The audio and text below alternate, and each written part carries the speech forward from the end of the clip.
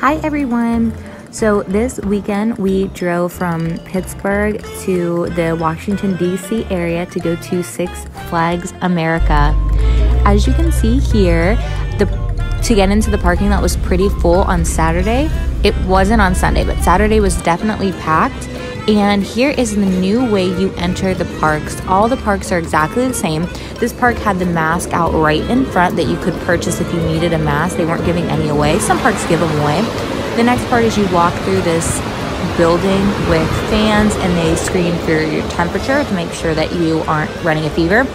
Then you walk through these two airport security type body scanners, so they don't check bags anymore, which is really cool. It saves you so much time. As you can see, you literally just walk right through. The bag check used to take forever. So then we walk into the main area. It seems to me, as you know, going through all new Six Flags parks this year, that a lot of them are kind of set up this way, where you first walk in and it's like a little town when you first come in. And this one was, you know, kind of old English themed, like old America, and it was really, really pretty. Straight off to the left was the water park, and we actually did start there because it was 800 degrees. I swear it was 100 degrees all weekend and really hot. They had one, and the water park on Saturday had literally no lines. It was super sunny, no lines. We rode everything and it was a great time. It is so nice to go to water parks when it's super hot out because the water actually feels refreshing and not freezing cold, so it was super refreshing. They had a lot of places to eat at the water park. We had the fish and chips, so it was really good. The wave pool was huge.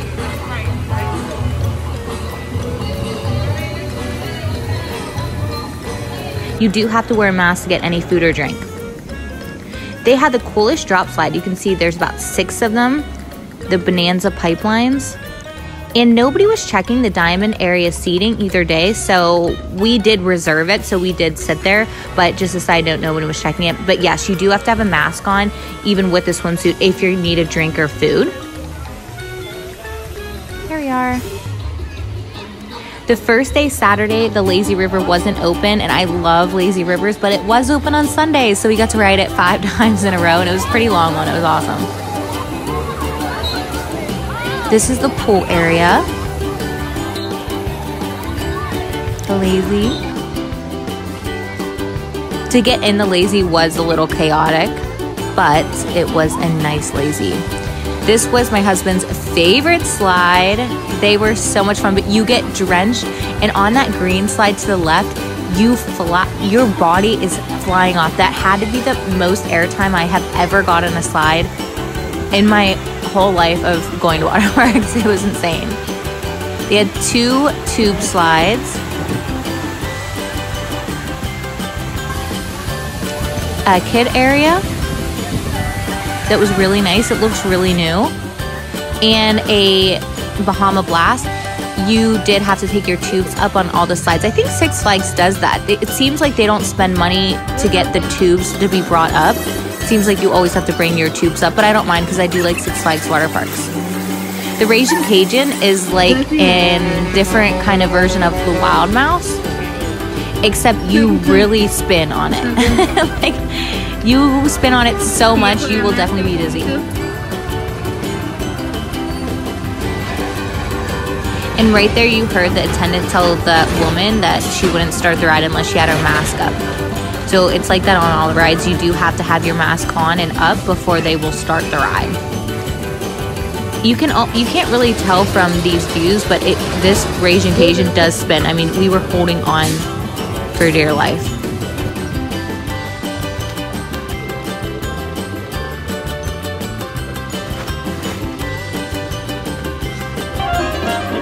The wild one is an extremely old wooden coaster. It's over 100 years old, and it is pretty good.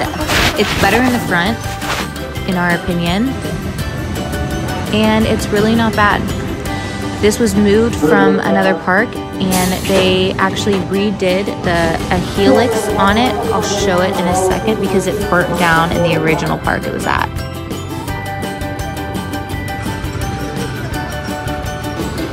So this area here, they actually redid because the original coaster, this section was burnt down.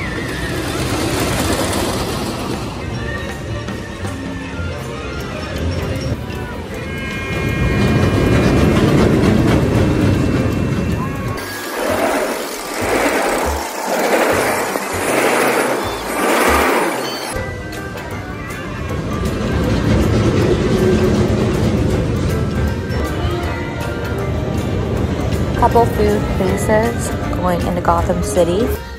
And then kind of in the back of the park, there's nothing to eat. So Blizzard River was closed, or Penguin River, Mr. Penguin ride. We were really sad because I wanted to ride that. It looked super unique. Batman flying coaster. So fun fact for everyone. This is the third of the Paloma Boomerang coasters. They're flying style coasters. And this is the only one that's at its original location. So there were 3 sold to Paramount. And Paramount actually put the first one in Great America. And it had so many problems that it sold the other 2 to Six Flags. Six Flags put one at Geauga Lake and one here. The one at Geauga Lake is obviously not there anymore. They moved it to Kings Island, and Kings Island just got rid of it to put their new coaster in. And the other one was relocated to Carowinds. So this is the only one left standing at its original location. Superman. This ride is the same exact Superman ride that's at Darien Lake. We've been to Darien Lake many times. That is a Six Flags park that we've been to, but it didn't used to be Six Flags. It just became Six Flags last year. But we love Superman at Darien Lake, so we were super excited to see what it's like here. They have different trains, so same exact ride, but different trains, and boy, did the different trains make a huge difference. We actually like this one better. In the front only. In the back, it's terrible. There we are.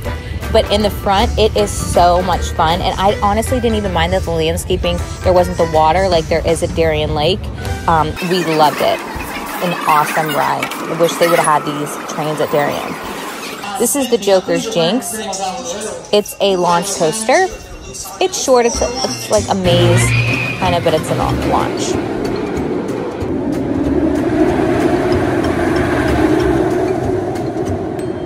It's a nice smooth coaster. Oh, Firebird.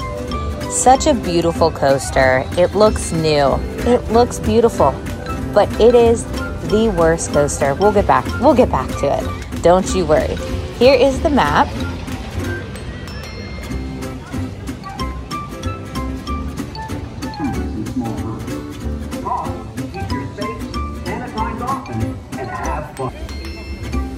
Renegade Rapids. So this is the first one by rapid ride by this company that we've ever rode, and it was okay. You didn't really get wet. The Mind Eraser, this is the one I did not ride because I've ridden them before and I don't love them. They're okay. You bang your head a lot.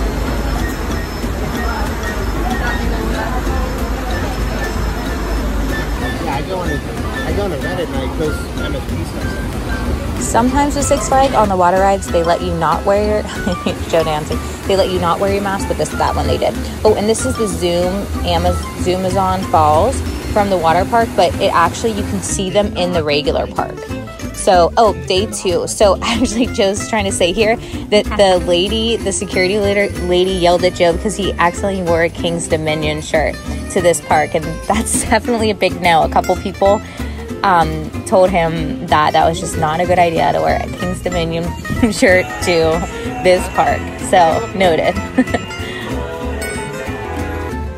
We got skip the line passes. One was for Roar. This was a wooden coaster. It was nice and smooth. Just nothing special, but it was definitely nice and smooth.